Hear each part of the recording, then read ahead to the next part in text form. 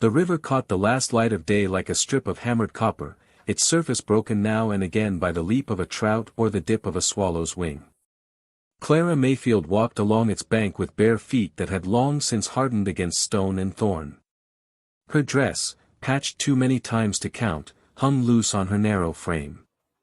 She carried a small bundle in her hand, scraps of bread given out not with kindness but with impatience, as if she were a stray mutt that townsfolk wished would wander elsewhere.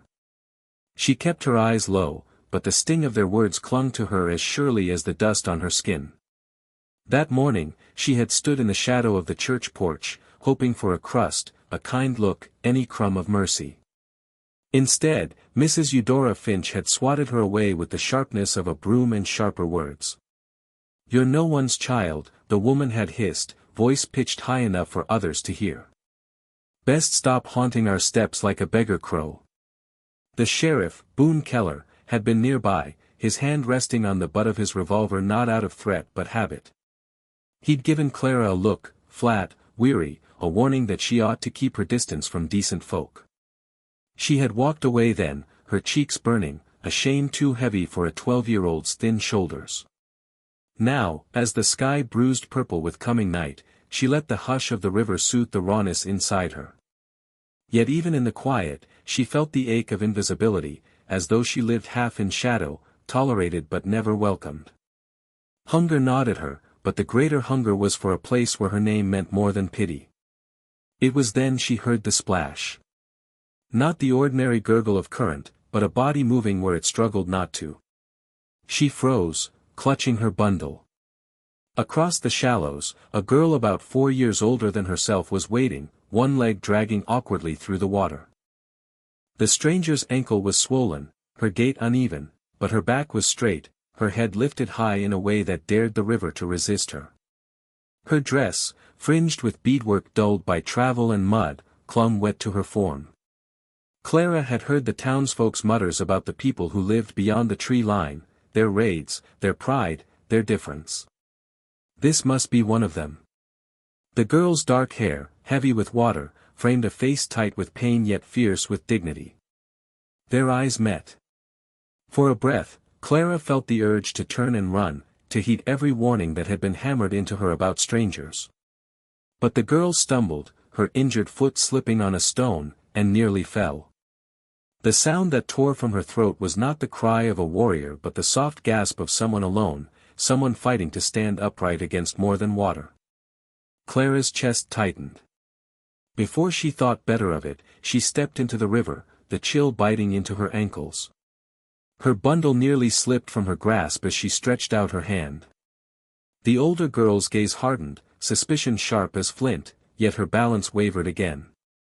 Finally, with a breath that trembled through clenched teeth, she allowed Clara to steady her.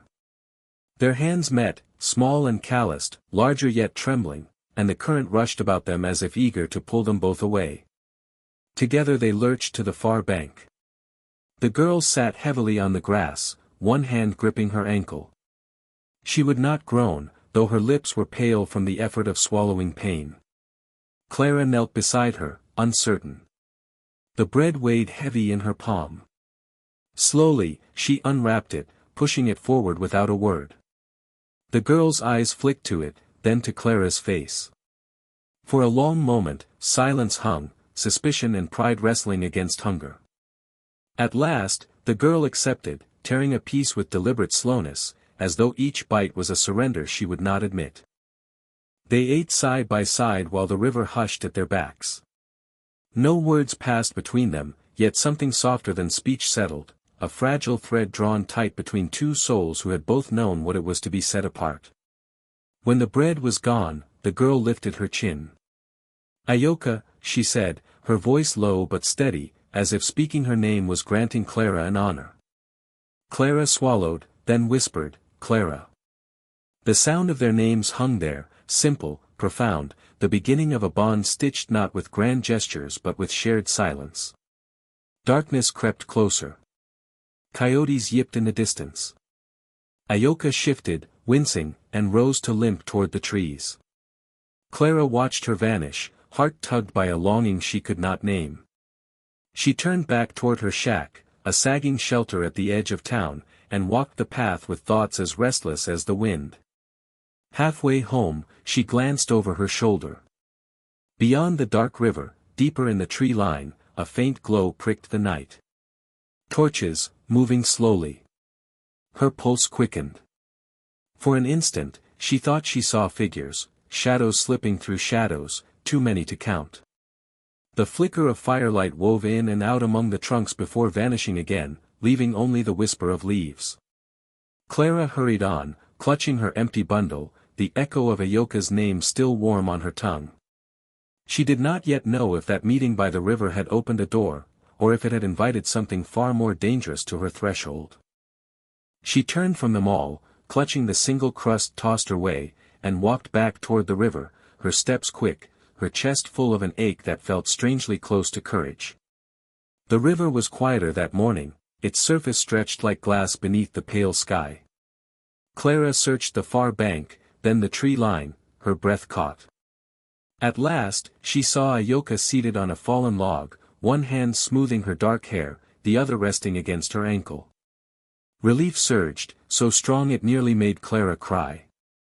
She crossed the shallows carefully, and Ayoka's eyes softened the moment they met hers. No words were needed. Clara sat beside her. From a pouch woven of reeds, Ayoka drew out a length of grass twisted into a bracelet and slid it over Clara's wrist.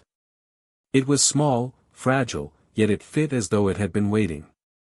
Clara lifted her arm, staring at the green loop, and something inside her, a space hollowed by years of rejection, felt suddenly less empty. They lingered together, the silence between them warm, almost protective. The world beyond the river faded, no Mrs. Finch, no sheriff, no gossip heavy as chains. Only two girls, one limping, one hungry, both learning how to breathe in each other's company. Clara did not notice the shadows moving in the trees until the sound of horses rolled like distant thunder. It began as a tremor in the ground, a vibration that grew until the air itself seemed to quiver. Clara's head snapped up. Shapes emerged from the mist at the tree lean, first 5, then 10, then too many to count.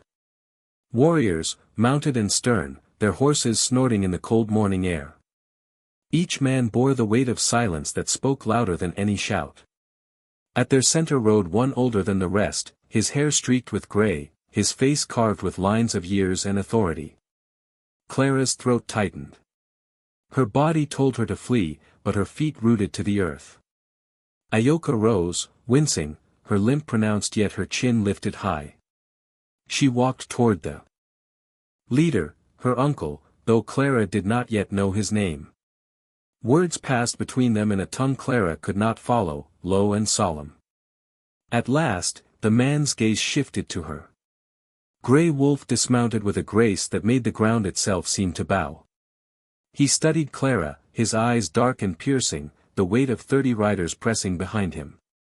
Every tale she had ever heard of raids and vengeance flickered in her mind, and fear pulsed through her limbs. Yet she did not look away. The silence stretched until it seemed unbearable. Then, slowly, Grey Wolf lowered himself to one knee before her. The gesture was not submission but recognition, as if to say he understood what it meant for a starving child to offer bread, for one cast out to extend her hand.